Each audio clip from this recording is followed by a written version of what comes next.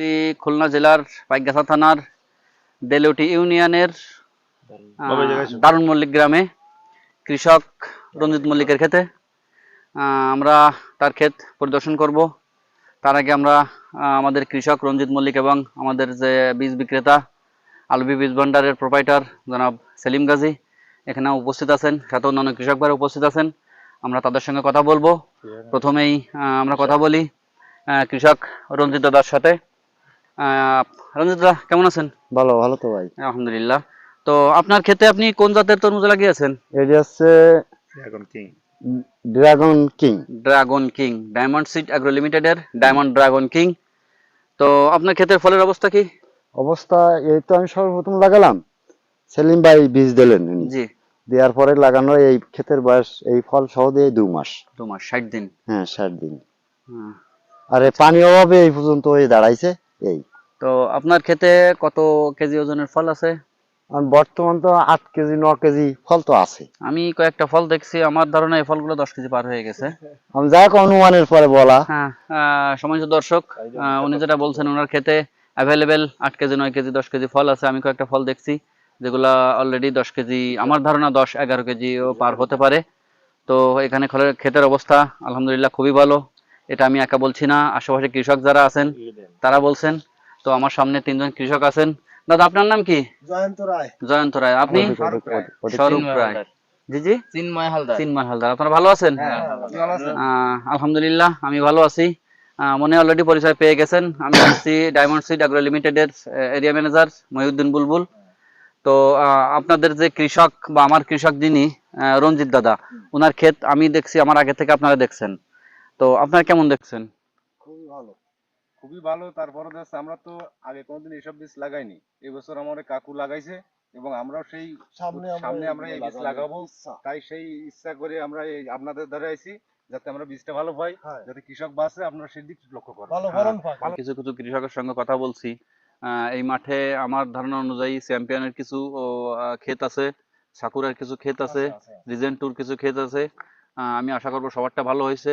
তো আমি জানতে চাচ্ছি যে সবগুলা ক্ষেতের ভিতরে যত কোম্পানি আছে, এই 600 বিঘা জমি আছে, এর ভিতরে আমার ক্ষেতটা বা আমার কোম্পানির যে জাতটা এখানে আছে এটা কি আসলে স্থান পাওয়ার যোগ্য? আমরাও নিজেরা করেছি অন্য বীজ, কিন্তু আমরা দেখতেছি এই যে এই বীজটা যেটা নতুন লাগানো হয়েছে ড্রাগন কিং, এত ভালো ফল বা এর মান ভালো, এর ক্ষেতের ফলের কালার ভালো, সাইজে বড়। এত বড় সাইজের ফল আমাদের আশপাশের ক্ষেতে কোনো জায়গায় নাই। তাই তবে আমরা আশা করতেছি কৃষক যারা আছে তারা বাইসে থাকবে, এই ফসল যদি লাগায়, মানে এই ড্রাগন কিং যদি বীজটা মানে ব্যবহার করে, সবাই কৃষক লাভবানিত হবে বেশিরভাগ। আচ্ছা, দর্শক, আমরা কৃষক ভাইদের সঙ্গে কথা বলছি। এ পর্যায়ে আমরা কথা বলবো আমাদের সেই বীজ বীজ যিনি বিক্রি করেছিলেন, আলবি বীজ ভান্ডারের প্রোপাইটার জনাব সেলিম গাজী। সেলিম ভাই কেমন আছেন? আলহামদুলিল্লাহ ভালো। আমি যতটুকু জেনেছি যে এই ক্ষেতের বীজগুলা আপনি দিয়েছিলেন এবং মনে হয় এর শেষের দিকে, সিজনের মাঝামাঝির পরে আর কি, ফিনিশিং এ পর্যায়ে আর কি। দাদা যেটা বলছেন যে ক্ষেতের বয়স 60 দিন, এবং ক্ষেত থেকে কেমন দেখলেন? ক্ষেতটা দেখলাম খুবই ভালো, কিন্তু দাদা চালনা গেছিলেন, যার পর রমজান বললেন দাদা, দাদা লাস্টে গেছিল, দাদা এই 100 গ্রাম বীজ আপনি নিয়ে যান, চিনা শুনো বহুদিন চিনা শুনো, 100 গ্রাম বীজ নিয়ে যান, পরিচয় দেন বীজটা কিরকম হয়। জোর করে দাদা আমার পর আস্থা নিয়ে বীজটা নিয়ে গেল। নেওয়ার পরে এখন মনে করেন এখন সাইডে 1000 বিঘা জমি আছে, 600 বিঘা জমি আছে, সাইডে কৃষক আছে। কৃষক যে বীজটা নিয়ে লাভবান হতে পারে, আমরা কৃষকের মনে হাসি খুশি আসে, আমাদের মনে হাসি খুশি।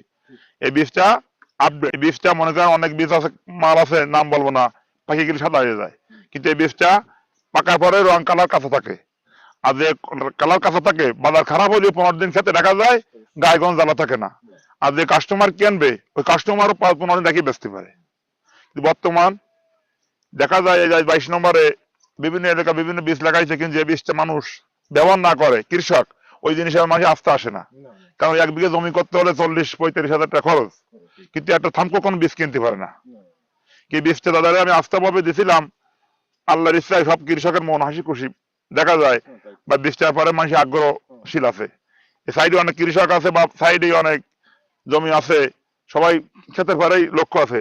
আর রঞ্জিতা বলতেছে এই ক্ষেতটা 2 মাস বয়স আছে, 65 আর 2-5 দিন পরেই কাটা যাবে ইনশাল্লাহ, মানে তা বোঝা যায়। আমরাও চিন্তাধারা করেছি আগামী বছর আমরা এই বীজটাই কিন্তু করা যায় আগামীতে আরো লাভবান হবে এই আশা ব্যক্ত করে। দর্শক, ডায়মন্ড সিডের একমাত্র চাওয়া কৃষকের হাসি মুখ। আমাদের কৃষকরা আসলে অনেক আনন্দিত। এনাদের হাসি মুখ আমরা এনাদের একটু হাসি মুখ দেখায় দিক। ডায়মন্ড সিডের আসল উদ্দেশ্যই কৃষকের হাসি মুখ। তো আমি সর্বদা আশা করব আমার কৃষকরা ভালো থাক। আমার কৃষক ভালো থাকলে আমি ভালো থাকবো, আমার কোম্পানি ভালো থাকবে। পাশাপাশি আমার যে বীজ বিক্রেতা, আমাদের বিক্রেতাও ভালো থাকবে। তো আমরাও আশা করবো ডায়মন্ড সিডের পক্ষ থেকে যে আপনাদের জন্য সর্বোচ্চ কোয়ালিটি ভালো মালটা আপনাদের হাতে তুলে দিতে। আপনারা আমাদের জন্য দোয়া করবেন। তো এ পর্যায়ে আমরা শেষের দিকে চলে আসছি। ডায়মন্ড সিড অ্যাগ্রো লিমিটেডের পক্ষ থেকে আমাদের সবাইকে প্রাণঢাল অভিনন্দন এবং শুভেচ্ছা জানাচ্ছি। আগামী পর্বে আবার দেখা হবে অন্য কোথাও, অন্য কোনো ক্ষেত্রে। সে পর্যন্ত সবাই সুস্থ থাকবেন, ভালো থাকবেন। আসসালামু আলাইকুম।